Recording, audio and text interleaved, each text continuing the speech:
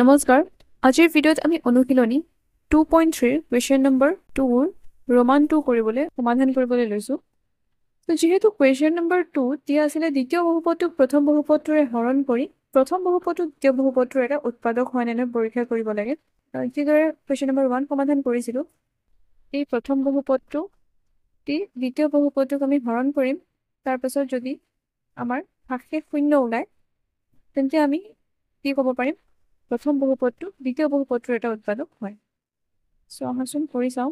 এতিয়া ইয়াত আছে x² + 3x + 1 এইটো আছে প্ৰথম বহুপদ আৰু এইটো দ্বিতীয় বহুপদটো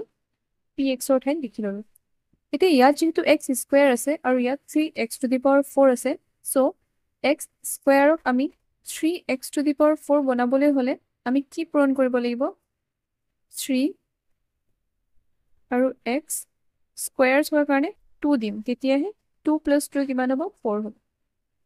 এতিয়া অকল যেহেতু 3x² দিছো তো অকল x² লগতে পূৰণ নহয় এই গোটেই বহুপদটোৰ লগত 3x² পূৰণ হ'ব গতিকে x² * 3x² আমি কি লিখিব পাৰো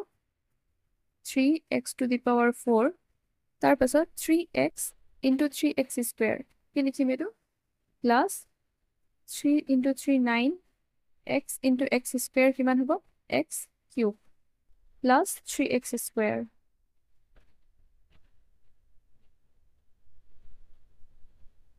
minus কাৰণ আমি জানো আমাৰ এই বহুপদটোৰ অপোজিট সাইনবোৰ আমি লিখিব লাগে যেহেতু 3x ৰ x⁴ আগত প্লাস আছে সো মাইনাস দিলো ইয়াতে একেদৰে প্লাস আছে মাইনাস দিলো প্লাস আছে মাইনাস দিলো এতিয়া আমি মাইনাস কৰি দিম মাইনাস কৰি দিলে হ'ব 4x³ মাইনাসে মাইনাসে প্লাস হয় সো সংখ্যাবোৰৰ মাজত কি হ'ব প্লাস হ'ব 7 + 10 3 কিমান হয় 10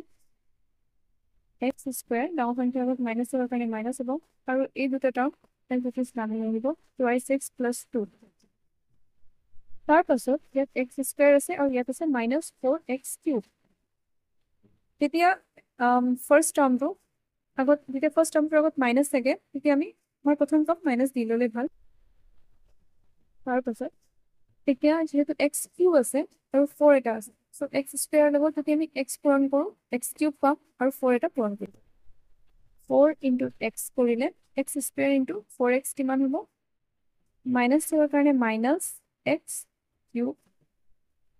মাইনাসে প্লাসে -4 * 3 12 x * x x²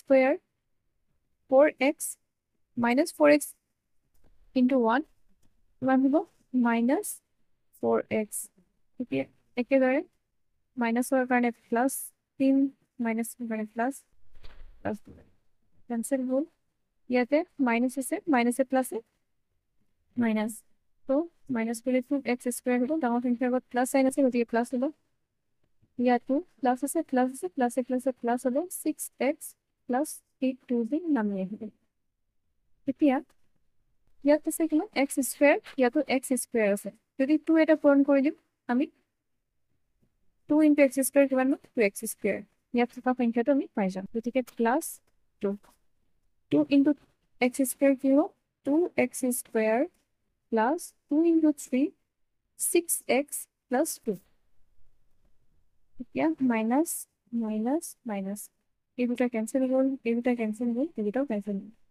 সো আমি ভাগশেষ কিমান পালো 0 পালো যেহেতু আমাৰ